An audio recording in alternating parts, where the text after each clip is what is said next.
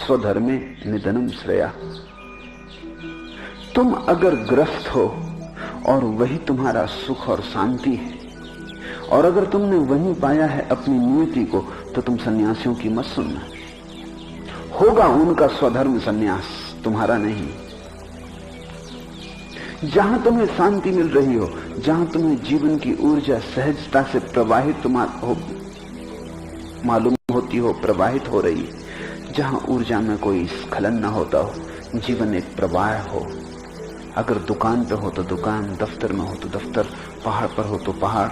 मैं तुमसे ये नहीं कहता कि कोई स्थान चुनने योग्य है, तुम्हारे जीवन की सहजता चुनने योग्य। एक बड़ी अनूठी कहानी है अशोक के जीवन में घटी। कहना मुश्किल है कहां तक सच है, लेकिन बड़ी गहरी सच्चाई की खबर देती। एक संध्या, वर्षा के दिन है, पाटलिपुत्र में, पटना में अशोक गंगा के किनारे खड़ा है। भयंकर बाढ़ आई है गंगा में, सीमाएं तोड़ के गंगा बह रही है। बड़ा विराट उसका रूप, भयंकर तांडव करता उसका रूप है। न मालूम कितने गांव बहा ले गई, न मालूम कितने खेतों को विनष्ट कर दिया, कितने पशु पक्षी बहते चले जा रहे हैं। अशोक खड़ा है अपने आमात्यों, अपने मंत्रियों के साथ, और उसने कहा कि क्या यह संभव है, क्या कोई ऐसा उपाय है कि गंगा उल्टी बह सके। ऐसा अचानक उसको ख्याल उठा कि क्या कोई रास्ता है कि गंगा उल्टी बह सके स्रोत की तरफ। आमात्यों ने कहा असंभव, और अगर चेष्टा भी की जाए तो अति कठिन है। एक वैश्या भी अशोक के साथ गंगा के किनारे आ गई। वो नगर की सबसे बड़ी वैश्या है। उन दिनों में वैश्याएं भी बड़ी सम्मानित होती थी। वो नगर वधू है। उस वैश्या का नाम था बिंदुमती। वो हंसने लगी और उसने कहा कि अगर आप आज्ञा दें तो मैं इसे उल्टा बहा सकती हूं। अशोक चौंका। उसने कहा कि क्या ढंग है, क्या मार्ग है इसको उल्टा बहाने का, तेरे पास ऐसी कौन सी कला है। तो उस वैश्या ने कहा मेरी निजता का सत्य। बड़ी अनूठी कहानी। उसने कहा मेरी निजता का सत्य, मेरे जीवन का सत्य, मेरी सामर्थ्य, मैंने उसका कभी उपयोग नहीं किया। बड़ी ऊर्जा मेरे जीवन की सत्य की मेरे भीतर पड़ी। अगर आप कहें तो ये गंगा उल्टी बहेगी, मेरे कहने से बहेगी। इसका मुझे पक्का भरोसा है, क्योंकि मैं अपने सत्य से कभी भी नहीं टिकी। सम्राट को भरोसा ना आया, पर उसने कहा देखें। वैश्या ने आंखें बंद की और कहानी कहती है कि गंगा उल्टी बहने लगी। सम्राट तो चरणों पे गिर पड़ा वैश्या के, और उसने कहा बिंदुमती, हमें तो कभी पता ही नहीं चला कि तू वैश्या के अतिरिक्त भी कुछ और है।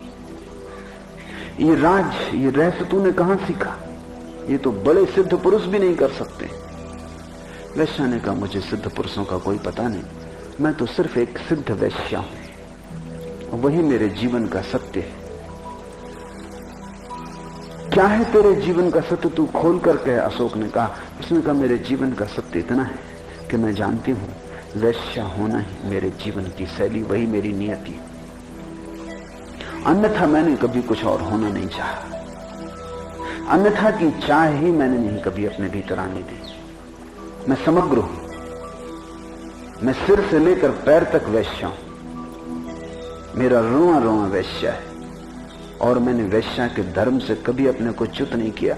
अशोक ने पूछा क्या है वैश्या का धर्म? पागल, मैंने कभी सुना नहीं कि वैश्या का भी कोई धर्म होता। हम तो वैश्या को अधार्मिक समझते, और यही मैं मानता था कि तू कितनी ही सुंदर हो, लेकिन तेरे भीतर एक गहरी कुरूपता है, क्योंकि तू शरीर को बेच रही है, सौंदर्य को बेच रही है। इससे क्षुद्र तो कोई व्यवसाय नहीं। वैश्याने का व्यवसाय क्षुद्र और बड़े नहीं होते, व्यवसायी पर सब निर्भर करता है। मेरे जीवन का सत्य यह है कि मेरे गुरु ने जिसने मुझे वैश्या होने की शिक्षा और दीक्षा दी, उसने मुझे कहा कि एक भर सूत्र को संभाले रखना तो तेरा मोक्ष कभी तुझसे छिन नहीं सकता।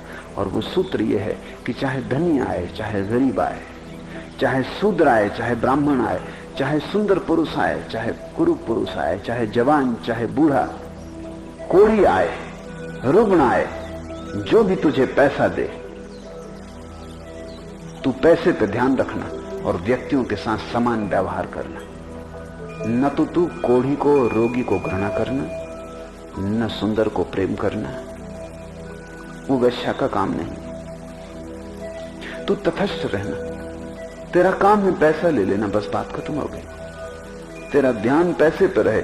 ब्राह्मण आए तो तू अतिशय भाव से उसके पैर मत छूना, और शूद्र आए तो तू उसे इंकार मत करना। तेरा काम है पैसा। वैश्या का ध्यान पैसा पर, बाकी कोई भी आए तो संभाव रखना, वही तेरा सम्यक्त्व है, वही तेरा सत्य है। और मैंने उसे संभाला है। मैंने न तो कभी किसी के प्रति प्रेम किया, लगाव दिखाया, आसक्ति बनाई, मोह किया, नहीं। न मैंने कभी किसी को घृणा की, जुगुप्सा की, नहीं। मैं दूर तटस्थ खड़ी रही। तब तो वैश्या भी संन्यास्त हो जाती। कृष्ण ठीक कहते हैं, स्वधर्मे निधनम श्रेया। वो अर्जुन को यही समझा रहे हैं कि तू ठीक से पहचान ले तेरा स्वधर्म क्या है। अगर तू कहता है सन्यासी होना तेरा स्वधर्म, अगर तू मानता है, समझता है कि सन्यासी होना तेरा स्वधर्म, तू जा। लेकिन आज तक तुझमें सन्यास की कोई झलक दिखाई नहीं पड़ी। काफी जीवन तेरा बीत गया, हम पुराने संगी साथी हैं। कभी तुझमें मैंने ब्राह्मण की कोई झलक नहीं देखी, सन्यासी का कोई भाव नहीं देखा। तू शुद्ध क्षत्रिय है। अर्जुन से ज्यादा शुद्ध क्षत्रिय खोजना भी मुश्किल है। तो तू इससे भिन्न हो ना सकेगा। तो एक ही उपाय है कि तू अपने ही धर्म के सत्य को उपलब्ध हो, निजता को मत छोड़। कृष्ण ये कह रहा है कि तू अपने भीतर अगर निजता को छोड़कर किसी और के पीछे चलेगा, किसी और की सुनेगा, किसी और आदर्श से प्रलोभित होगा, तो तेरे भीतर द्वंद्व पैदा हो जाएगा। और जिस व्यक्ति के भीतर द्वंद्व पैदा हो गया, वही असली युद्ध है। फिर एक संघर्ष शुरू होता है जिसका कोई अंत नहीं, क्योंकि तुम अपने से ही लड़ते हो, अंत हो कैसे सकता है। और सभी तुम लड़ रहे हो। कोई क्रोध से लड़ रहा है, कोई काम से लड़ रहा है, कोई लोभ से लड़ रहा है।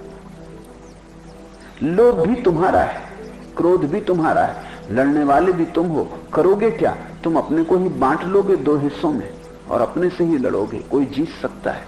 जीत संभव है। तुम व्यर्थ ही खो जाओ। अपने को स्वीकार कर लो, स्वधर्मे निधनम श्रेया। अपने को परिपूर्ण भाव से स्वीकार कर लो। तुम जो हो उससे अन्यथा होने का उपाय नहीं।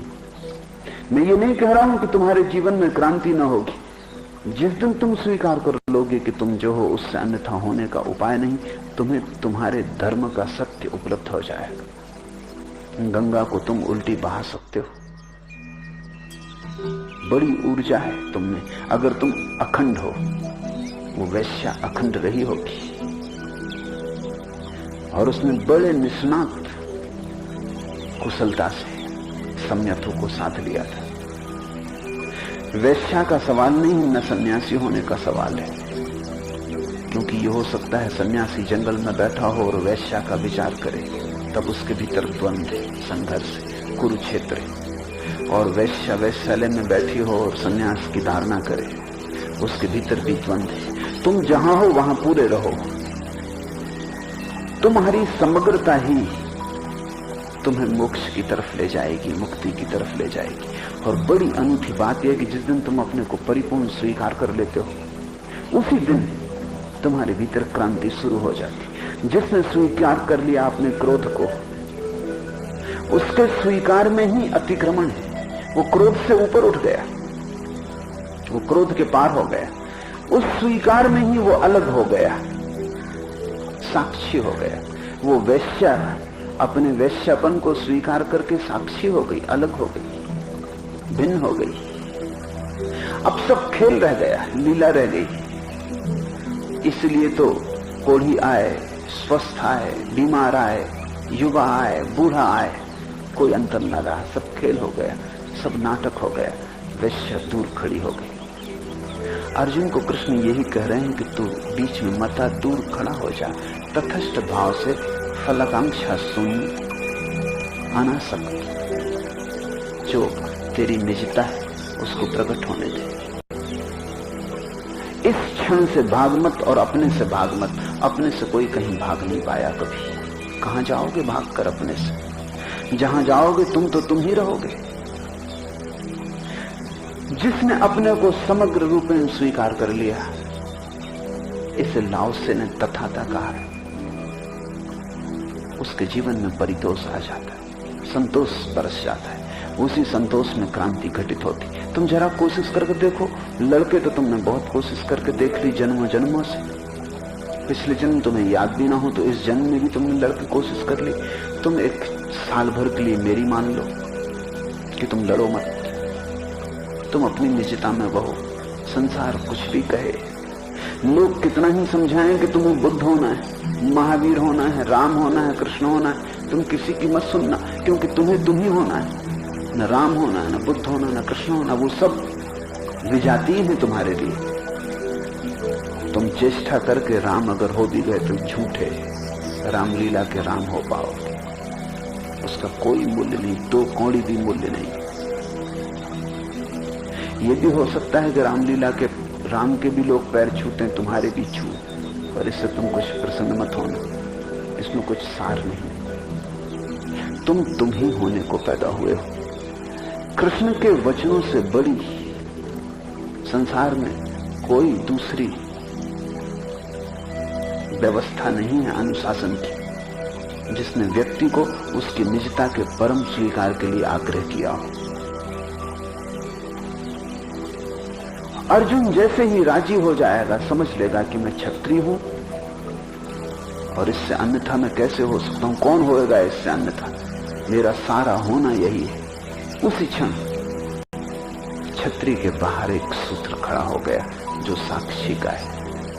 फिर युद्ध में उतर सकता है। फिर ये युद्ध एक नाटक है।